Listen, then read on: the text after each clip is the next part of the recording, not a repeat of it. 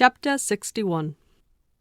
Happy for all her maternal feelings was the day on which Mrs. Bennet got rid of her two most deserving daughters.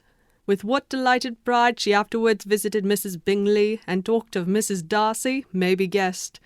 I wish I could say, for the sake of her family, that the accomplishment of her earnest desire in the establishment of so many of her children produced so happy an effect as to make her a sensible, amiable, well-informed woman for the rest of her life, though perhaps it was lucky for her husband, who might not have relished domestic felicity in so unusual a form, that she still was occasionally nervous and invariably silly. Mr. Bennet missed his second daughter exceedingly. His affection for her drew him oftener from home than anything else could do. He delighted in going to Pemberley, especially when he was least expected. Mr. Bingley and Jane remained at Netherfield only a 12-month. So near a vicinity to her mother and Meryton relations was not desirable, even to his easy temper or her affectionate heart. The darling wish of his sisters was then gratified. He bought an estate in a neighbouring county to Derbyshire, and Jane and Elizabeth, in addition to every other source of happiness, were within 30 miles of each other. Kitty, to her very material advantage, spent the chief of her time with her two elder sisters. In society so superior to what she had generally known, her improvement was great. She was not of so ungovernable a temper as Lydia, and removed from the influence of Lydia's example, she became, by proper attention and management, less irritable, less ignorant, and less insipid. From the further disadvantage of Lydia's society, she was of course carefully kept, and though Mrs. Wickham frequently invited her to come and stay with her with the promise of balls and young men, her father would never consent to her going. Mary was the only daughter who remained at home, and she was necessarily drawn from the pursuit of accomplishments by Mrs. Bennet's being quite unable to sit alone. Mary was obliged to mix more with the world, but she could still moralize over every morning visit, and as she was no longer mortified by comparisons between her sister's beauty and her own, it was suspected by her father that she submitted to the change without much reluctance. As for Wickham and Lydia, their characters suffered no revolution from the marriage of her sisters. He bore with philosophy the conviction that Elizabeth must now become acquainted with whatever of his ingratitude and falsehood had before been unknown to her, and, in spite of everything, was not wholly without hope that Darcy might yet be prevailed on to make his fortune. The congratulatory letter which Elizabeth received from Lydia on her marriage explained to her that, by his wife at least, if not by himself, such a hope was cherished. The letter was to this effect: My dear Lizzie, I wish you joy. If you love Mr. Darcy half so well as I do my dear Wickham, you must be very happy. It is a great comfort to have you so rich, and when you have nothing else to do, I hope you will think of us. I am sure Wickham would like a place at court very much, and I do not think we shall have quite money enough to live upon without some help. Any place would do about 300 or 400 a year. But, however, do not speak to Mr. Darcy about it, if you had rather not. Yours, etc.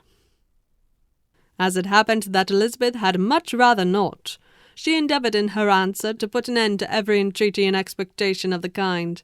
Such relief, however, as it was in her power to afford, by the practice of what might be called economy in her own private expenses, she frequently sent them. It had always been evident to her that such an income as theirs, under the direction of two persons so extravagant in their wants and heedless of the future, must be very insufficient to their support, and whenever they changed their quarters, either Jane or herself were sure of being applied to for some little assistance towards discharging their bills. Their manner of living, even when the restoration of peace dismissed them to a home, they were always moving from place to place in quest of a cheap situation, and always spending more than they ought. His affection for her soon sunk into indifference. Hers lasted a little longer, and in spite of her youth and her manners, she retained all the claims to her reputation which her marriage had given her. Though Darcy could never receive him at Pemberley, yet for Elizabeth's sake he assisted him further in his profession. Lydia was occasionally a visitor there, when her husband was gone to enjoy himself in London or Bath, and with the Bingleys, they both of them frequently stayed so long that even Bingley's good humour was overcome, and he proceeded so far as to talk of giving them a hint to be gone. Miss Bingley was very deeply mortified by Darcy's marriage, but as she thought it advisable to retain the right of visiting at Pemberley, she dropped all her resentment, was fonder than ever of Georgiana, almost as attentive to Darcy as heretofore, and paid off every arrear of civility to Elizabeth.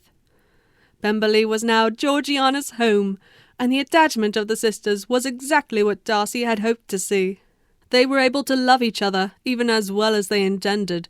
Georgiana had the highest opinion in the world of Elizabeth, though at first she often listened with an astonishment bordering on alarm at her lively, sportive manner of talking to her brother, he who had always inspired in herself a respect which almost overcame her affection. She now saw the object of open pleasantry. Her mind received knowledge which had never before fallen in her way. By Elizabeth's instructions, she began to comprehend that a woman might take liberties with her husband, which a brother will not always allow in a sister more than 10 years younger than himself. Lady Catherine was extremely indignant on the marriage of her nephew, and as she gave way to all the genuine frankness of her character, in her reply to the letter which announced its arrangement, she sent him language so very abusive, especially of Elizabeth, that for some time all intercourse was at an end. But at length, by Elizabeth's persuasion, he was prevailed on to overlook the offence, and seek a reconciliation, and, after a little further resistance on the part of his aunt, her resentment gave way either to her affection for him or her curiosity to see how his wife conducted herself, and she condescended to wait on them at Pemberley, in spite of that pollution which its woods had received, not merely from the presence of such a mistress, but the visits of her uncle and aunt from the city.